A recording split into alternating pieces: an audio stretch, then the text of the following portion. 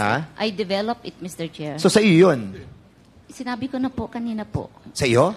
I developed the area, Mr. Kaya nga, kung Chair. di mo sa iyo yun. Kasi may bahay siya nakatutulog kayo. Mga 20 nga kayo natulog doon Hindi may bahay, correct? Hindi po, kwarto yung tinulugan na sa higla Hindi po. nga. What did you apply for it? Is it a residential place? No, it's not. Yung buong lugar na yon hindi residential? Natulog sila doon? May kitchen. Yun yung old area which Hindi, yes, what yes, I'm Mr. asking Chair. you. Yes. Correct. Yes. The last time I asked you about the hilltop, sabi mo wala kang bahay doon.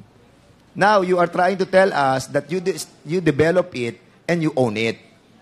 Di ba? Mr. Chair, yes. Okay, so, again, stop lying, Mama. We cannot cite you in contempt anymore, but we can. Okay, ma'am, eto, tanong ko ulit sa'yo. Nung ikaw ay PCSO General Manager, nagtayo ba kayo ng STL party list? Yes, Mr. Chair. Nagtayo ka ng STL party list? Yes, Mr. Chair. Anong pangalan ng, anong ibig sabihin ng STL party list? Samahan ng totoong larong may puso, Mr. Chair. Samahan ng totoong larong may puso. Yes, Mr. 69 Chair. sa balota. Sige. Naglagay ka ba ng pondo sa STL Foundation na kung saan siya ang sumusuporta sa STL party list na galing sa PCSO? No, Mr. Chair. Stop lying. GM Garma, I know that you put money on that foundation. No, Mr. Chair. You put money from the PCSO. You put money. No, Mr. Stop Chair. lying. I will show you something. I cannot recall, Your Honor. Sige. Pakita natin yung Hello po mga ka-viral, welcome back to this YouTube channel. Latest update na diskubri na ng Quad Committee ang lahat ng mga kasinungalingan ni Colonel Rowena Garma at nalantad na ang kanilang magarbong kayamanan at kung saan galing ang mga ito. Meron pala silang mga magagarang mansyon. Pati ang dating asawa nito na si Colonel Roland Villela ay humarap din sa Quad Committee hearing at nalantad din ang milyon-milyon nitong pera na imposibleng kitain sa pagiging police colonel nito. Matatandaang nalilink ang mag-asawang Colonel Rowena Garma at Colonel Roland Villela na sobrang close sa dating Pangulong Duterte na promote bilang CIDG chief ng Davao City at na-assign sa Cebu City kahit kinokontra ang mayor ng Cebu City. Sa kasagsagan ng war on drugs at Oplan Tokhang ay marami ang nasawi at siya ang CIDG chief ng Davao at kalaunan ay nag-retire sa PNP at biglang na-assign sa PCSO bilang general manager. Mukhang lumalabas na ang lahat ng mga lihim ni Colonel Rowena Garma at kung paano niya naimanipula ang dating Pangulo. Kaya naman pala sobra-sobra ang natatanggap nilang pera dahil big time ang mga taong nasa itaas na tumutulong sa kanila. Narito ang nakakagulat na mga revelasyon sa Quad Committee hearing ngayong araw sa Kongreso. Colonel Villela.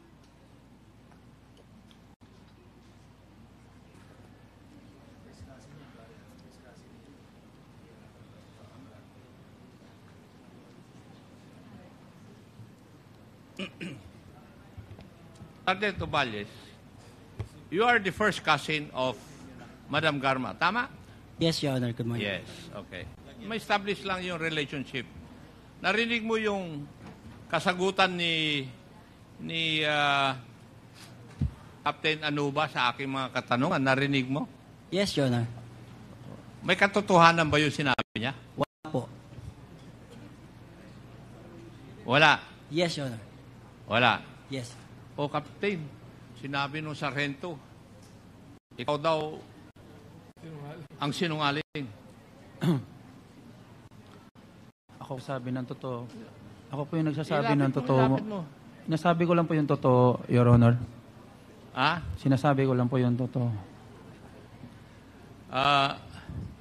Alam mo, Sergeant Oballes, mas paniniwalaan ko ito. Bakit? Ito, assigned lang kay Colonel Villela. Ikaw, kasama mo si Madam Garma na matagal. Di ba? Sinungaling ka rin eh. Pero mamaya-maya, abutin ka rin siguro.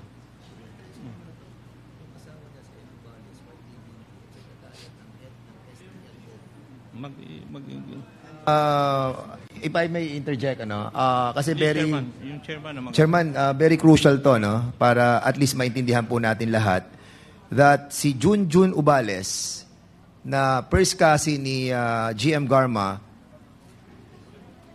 wipe niya ang secretariat ng head ng STL Core Group na si Emmy Ubales. And a while ago, this was manifested by GM Garma that Emmy Ubales is one of her in-law that was hired in PCSO. Asawa mo ba si Emmy Ubales? Yes po, Your Honor. Yes. And she was, and still, nasa PCSO pa ba siya hanggang ngayon? Wala na po, Your Honor. Yes. Siya ang head ng STL Core Group doon po sa PCSO. For the information of the body. Thank you, Mr. Chair. Thank you, Mr. Chair. Captain, ano ba? PNCO yung nagsasabi na sinungaling ka, ha? Pakilagay mo sa isip mo. At saka tandaan mo yung pangalan niya. Di ba? Sinungaling ka raw. But, Captain, ano ba? Kung ikaw ay nagpapalit ng dolyar, ng pesos sa dollar, ano naman po yung pinakamalaking pinapalit sa iyo na pesos to be converted to dollars? Pinakamalaki po, 30M po. Ilan? 30M po. Lakas. 30 po, 30M. Kumain ka na ba? Kumain ka na? Hindi ba? Hindi ako makakain, Your Honor. Pakilapit lang yung Kasi ang hina mo magsalita eh. 30M po, Your Honor. 30 po. 30 M. Ilang dolyar yun? Hindi po ako matandaan, Your Honor. Ha? Hindi ko po ako Kung sa 50, 1.5 million dollars. Basta ako pagka-autos, wala na po ako. Ha? Pag na wala na po ako hindi ko na matandaan, Your Honor. Di makotig ko convert ng So, sino nagpapalit sa iyo ng 30 million pesos? Doon po, nanggagaling kay Ubalies, Your Honor. Kay Ubalies. Yes po. Oo.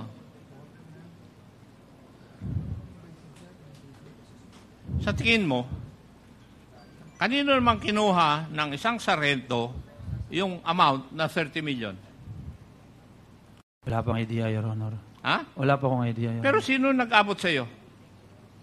Si Ubalies po, Your Honor. Sergeant Ubalies. Do you deny that also, Sergeant Ubalies? Yes, Your Honor. Yes. May I move, Mr. Chair, for consistent in lying to cite in contempt Sergeant Ubalies? Second.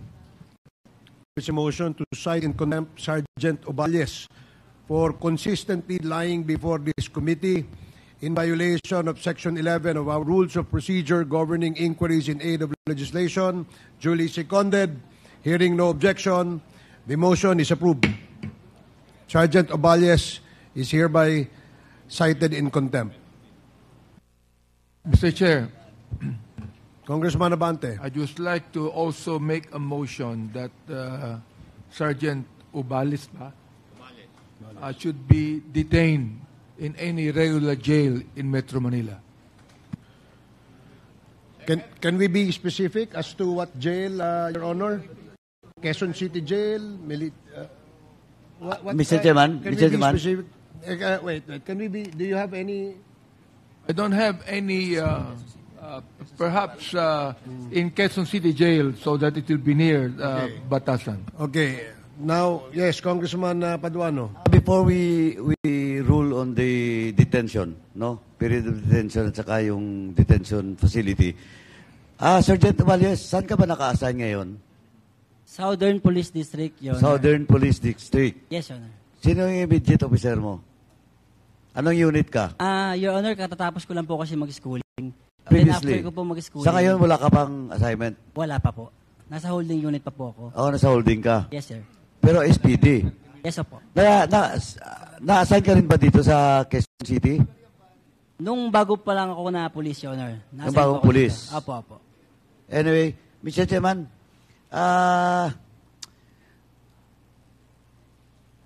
my second motion will be to detain Sergeant Ovalles, for the period until the investigation is being terminated, Mr. Chairman, and with regards to the specific detention facility, it's up to the chairman to decide whether for Sergeant Ovalles, Mr. Chairman.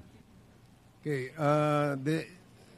Earlier, the parliamentary status that Sergeant Ovalles has already been cited in contempt.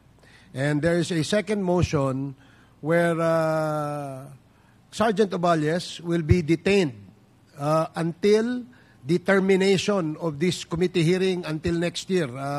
Is that correct, Your Honor? Yes. Mr. Chair, second motion of Congressman Karab is a second motion to my motion that he must be detained at the Quezon City Jail. And the motion to detain Sergeant Ovalles at the Quezon City Jail. Quezon City Jail until the termination of this committee hearing. Any second? Duly seconded. Any objection? Hearing none, the motion is approved. Sergeant Ovalles will be detained at the Quezon City Jail. Quezon City Jail. Please proceed, Congressman Acop. Thank you. Thank you, Mr. Chair. Captain Anova, sinabi mo kanina na nagpapalit ka rin ng small amount of pesos, $2, na ipadadala doon sa United States kay Colonel Villela. Tama po ba? Yes po, Your Honor. Yes. Kinukuha mo rin yung pera kay Sergeant Ovalles. Hindi po. Saan nanggagaling yung pera na yun? Meron lang po akong kinatagpong tao. Ha? May kinatagpo lang po akong tao, Your Honor. May kinakatagpo kang tao? Opo, Your Honor. Sino naman po yung tao na yun? As to sa identity, Your Honor, di ko po kilala. Description lang po kami ng sasakyan. Ano? Paki-lakas. Description Kasi- lang po kami ng sasakyan, Your Honor. Ano? Description lang po ng sasakyan na ibibigay, Your Honor. Description. Sino nagbigay sa'yo ng description ng sasakyan? Si Sir Villela po. Si Sir Villela. Colonel Villela. At siya rin ang nagsasabi siguro kung saan kayo magkikita. Tama ba? Yes po. Yes. And may I know kung magkano naman po yung pinapapalit? 500 po. Pesos? Opo. 500 pesos? Opo. 500 pesos. 500 pesos. Ay, no, 500,000 po. 500,000 pesos. Pag ipinalit mo, binabalik mo rin doon sa taong yon? Hindi po. Isang beses lang kami nagkikita. No? Hindi nga. Ibig sabihin, pag naipalit mo sa dolyar, saan mo dinadala yung dolyar na? Pinapadala ko po. Pinapadala mo. Saan mo pinapadala? Hindi po pala. Sorry po. Hindi ko pinapadala. Inahatid ko po Inihatid mo saan? sa DI po. Budget po ng DI. Sa budget o ng DI? Yung ano po, yung sa PNP po na ano. Kaya nga, ang diplomatic pouch ay nasa DI talaga. Di ba? So, sa DI mo dinadala. Sino sa DI yung pinagdadalan mo?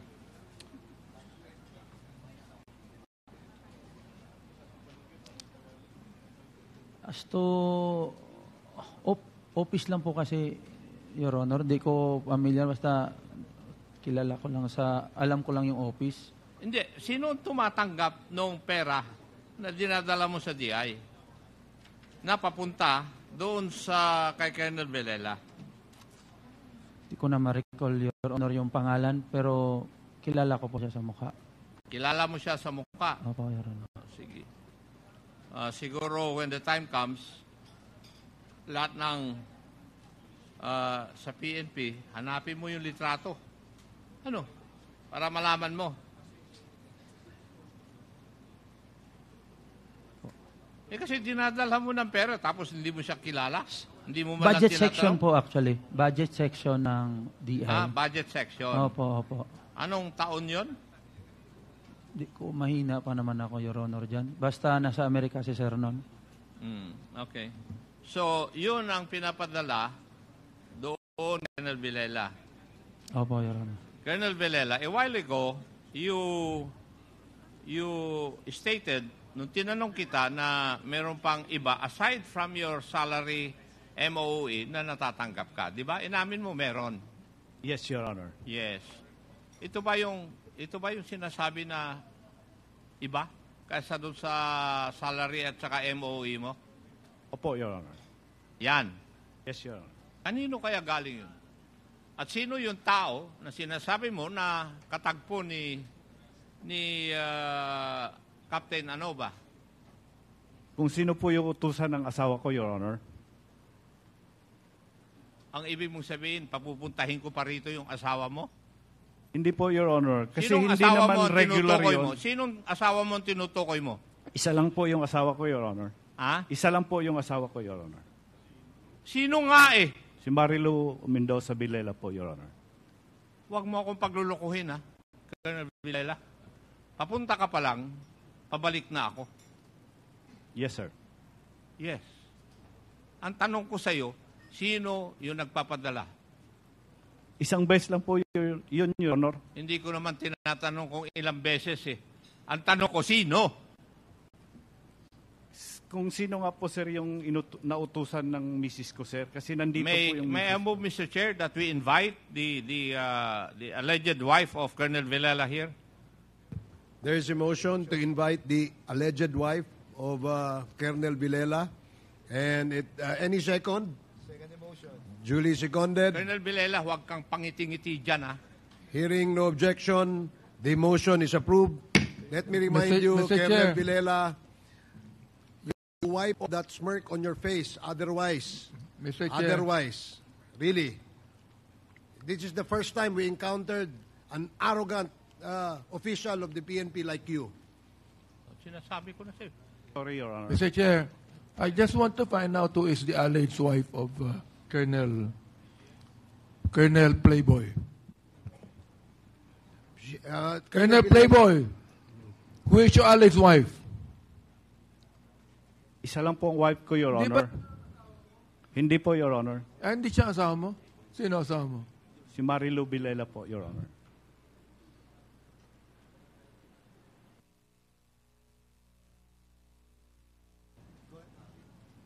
May I proceed, Mr. Chair? As I've said, mag-ingat ka, Colonel. Di ba? Kami, seryoso kami rito, pangiti-ngiti ka riyan. Pati si General Benialde, sabihin mo na siya. Retired na po ako, 2019. Ikaw, Mr. sinungaling ka. Hindi ko na, kasi siya ang nakapirma po, Your Honor, sa appointment ko. Madali, ba't siya nakapirma? Retired na nga siya eh. That was August of Process kasi 2020. Sandali, please wait to be recognized by the chairman. Oh, your assignment was August 2020. How come General Albayalde will sign your document 2019 retire na? You're lying again. Elaborate, Mr. Chairman. Opo, yung signature kasi, it will be signed and then it will undergo process kasi kiniklear pa po sa embassy yan. Matagal po yung process niyan, Mr. Chairman. So, naiwanan ko na po yun. Nung pagkapirma po yan, it's not after you sign it, assigned na po yun. Magkiklear pa po yan, they have to give their credentials and all. Okay, we'll take in, sir, Albayalde will take in. Now, question, balik ko lang, sino? Hindi mo rin matandaan. Nakatanggap ka ba ng order that time? Yes, Your Honor. O, hindi mo tinignan kung sinong pumirma? Sinong boss mo? Ang na-assign po kasi ako ng Iloilo. After that, na-issuean po ako ng order January dahil pandemic po noon, hindi na po kami nakaalis kaagad, Your Honor. Ang natanong ko nga, you stayed there for 3 years, di ba? Yes, Your Honor. O, hindi mo alam? Marami po kasing DI, Your Honor, that time. And, anyway, sino yung highest official ng PNP active here? Eto, Colonel, kasi medyo nakapagtataka. Anyway, Mr. Chairman, I move that we get the assignment of Colonel Villela. naalala ko na, Your Honor, si General Agustin po, Your Honor. General? Major General Agustin, Your Honor. Is he active until now? Retired na po, Your Honor. Retired. I move to invite Mr. Agustin in the next hearing. Para magkaalaman tayo. Mr. Chair. Comsec, please take note of the be invited resource persons in our next hearing. Retired Major General Agustin. Congressman Acop. Thank you, Mr. Chair. I think we have with us today Gerald Benji Acorda, who also headed yung Directorate for Investigation.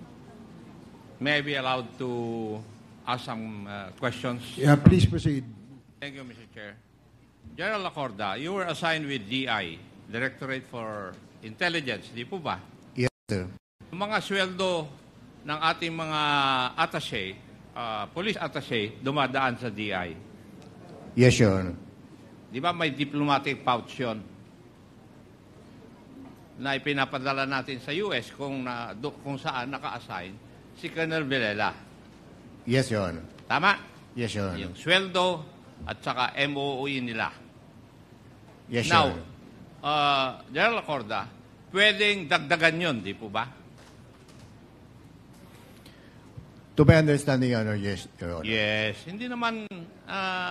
Hindi naman perfect yung kwan na yun eh. Sistema na yun. Dinadagdag ninyo kung may pinapadala doon sa kanila na extra. Would you agree? Yes, Your Honor, especially if there are some special occasions or visits and additional expenses that are incurred by our police attaché, Your Honor. Maski personal na padala, po pwede. Would that be correct?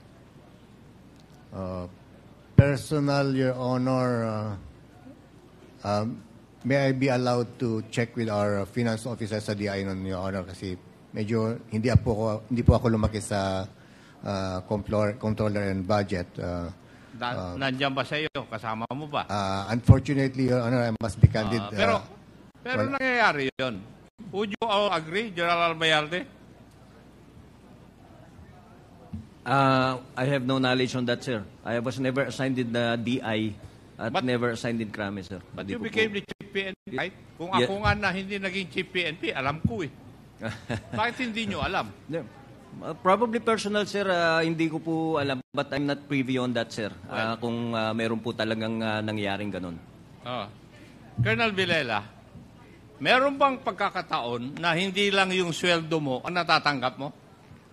Yes, Your Honor. Yes. Kanino galing yung hindi kasama sa sweldo mo at saka MOE na natatanggap mo through the diplomatic pouch ng Directorate for Intelligence?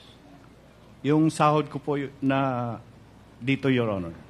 Yung sahod mo? Yes, Your Honor. Yes. And magkano po yung sahod mo noon in terms of pesos?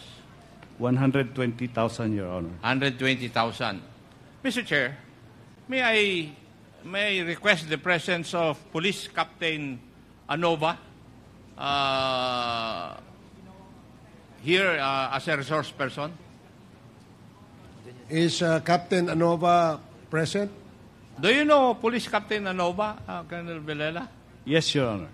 And Madam Garma, do you know also Police Captain Anova? Yes, Mr. Chair. Yes. And who is Police Captain Anova to you, Colonel Villela? When he was PNCO, Your Honor, lagi pong nagtatambay sa akin, Your Honor. Lagi ko pong nauutusan ng errand, Your Honor. Nauutusan ng errand. Nung Apo, siya po ay hindi pa opisyal. Tama Yes. po? Yes, Your Honor. And was he ever assigned as your driver? No, Your Honor. No. Pero hindi siya, yung mga errands, siya ang inutusan ninyo. Pag may pagkakataon po siya, Your Honor. Yes. Ang Yes. tanong ko lang naman kung nautusan mo eh. Yes, Your Honor. Yes. Madam Karma, was there ever an occasion na inutusan mo rin si Police Captain Anova? Yes, Mr. Chair. Yes, Ano Your po Honor. yung utos nyo sa kanya? Mag-renew po nung ano ko po,